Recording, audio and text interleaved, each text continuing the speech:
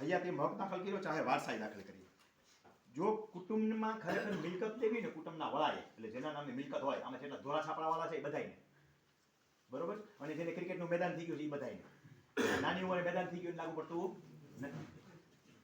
આ બધાએ પેલું કામ એ કરવાનું કે હયાતીમાં હક દાખલ કરી દેવાય. ખરેખર આપણે આપણી મિલકતમાં શું કરી દેવાય? હયાતીમાં હક દાખલ કરી દેવાય. હયાતીમાં હક દાખલ કર્યા પછી વહેંચણી આપણે જીવતા જીવ કરી નાખાય. એકને વધારે દેવી વધારે દી, ઓછી દેવી ઓછી દો. તમે હશો ત્યાં સુધી જેમ કરશો એમ થઈ જશે. તમારી દીકરીને સહી કરાવી લો, સહી કરાવી લો, એને થોડીક દેવાની તો એ નહીં દઈ ગઈ. આપણી ઈચ્છા હોય, આપણી મિલકત છે ને, આપણે એમ થાય કે 50 વીઘા જમીન છે, મારી દીકરીને 5 વીઘા આપવી છે, તો એને આપી દો. નથી આપવી કાંઈ તો સહી કરાવી લો, દીકરી બિચારી સહી કરી દે છે. ત્યાં તમે હયાત છો ત્યાંથી બધું થઈ જશે. તમે વયા ગયા ને એટલે વાંહે મિલકત નથી દઈને જતા, કજિયા દઈને જાઓ છો. પછી ભેગા ભેગું એક કામ એ કરી નાખો, હક કમી થઈ ગયા પછી વેચણી કરી નાખો. છોકરાને શેઢાનો નાખો, કઈ હાથ નંબરના પાણીયા જુદા પાડી દો કે આ તારું, આ તારું, આ તારું. તો પછી જાજી મગજમારી નહીં થાય.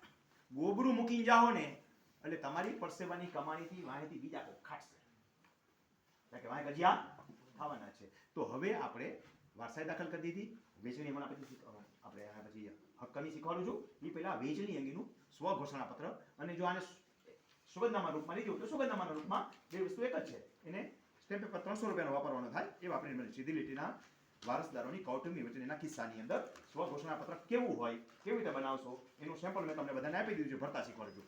આથી અમો નીચે સહી કરનારા, જે વેચણી કરે છે એ રીતે સહી કરનારા, ઉંમર ખાલી ગયા, ધંધો ખાલી ગયા, રહે ખાલી ગયા, અમારા સત્ય ધર્મ પ્રતિજ્ઞા પુસ્તકો બજાર કરીએ છીએ, નીચ અમોની ઉપરોક્ત નામે રહીએ છીએ, અમારી માલિકી કબજા ભોગવણી સ્થાવર મિલકત નીચે મુજબ છે.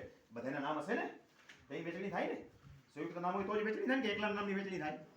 સંયુક્ત નામ જેટલી આખી મિલકત બતાવી દો. પછી દરેક મિલકત જે તમારે કોને આપવી છે એનો અંદર તમારે ઉલ્લેખ કરવાનો થાય. એક ખાનું જુદું પાડી દો કે આટલા નામની મિલકત જે છે આને આપીએ છીએ, આ સર્વે નંબર આને આપીએ છીએ. એક સર્વેના 2 કટકા કરવા હોય તો કરી શકો તમે, 2 વાર ઉલ્લેખ કરી નાખવાનો. જેના ભાગમાં જે જતી હોય ત્યાં એ સર્વે નંબરને હેક્ટર આજે આટલા આની જાય છે, બાકીની બીજાને દેવાની થતી હોય એ સર્વે નંબર બીજા ખાનામાં જેનું નામ આવતું હોય ત્યાં એનો ઉલ્લેખ કરી નાખો કે આને દેવાની થાય છે. તો એ રીતે તમે વેચણી કરીએ. બાકીના શબ્દો કોમન છે સ્વઘોષણાના, કે ભાઈ ખોટું એફિડેવિટ કરવું ગુનો બને છે, ખોટી સ્વઘોષણા કરવી ગુનો બને છે, ફોજદારી ગુનો છે, એ હું જાણું છું.